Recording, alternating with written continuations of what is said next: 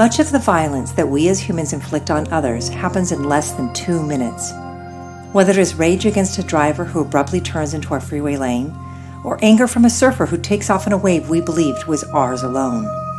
Michael Tobias, in his book Life Force, writes at length about the ancient Jain practice of Ahimsa, or nonviolence, and how becoming acutely aware of the sufferings of others can be mitigated if we just stopped and deeply thought about how much unnecessary pain and suffering we cause to a variety of life forms surrounding us.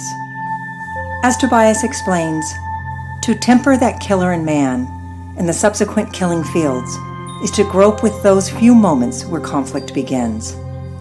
2 minutes of unthinking, unfeeling behavior, whether in the eating of a hamburger, the casting of a fishing line, or more subtly, the habit of taking one's children to a circus to view animals who in fact have been reduced to insanity and pain.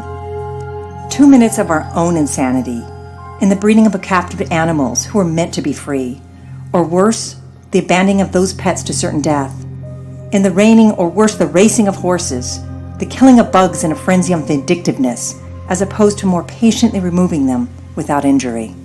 The litany of transgressions cascades with numbing ubiquity.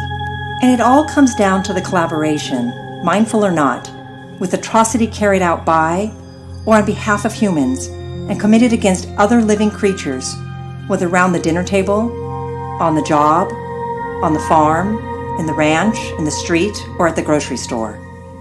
Jainism arose as a systematic response to human and animal violence by positing a radical alternative, the path of Ahimsa, or nonviolence. Their argument is a simple but profound one.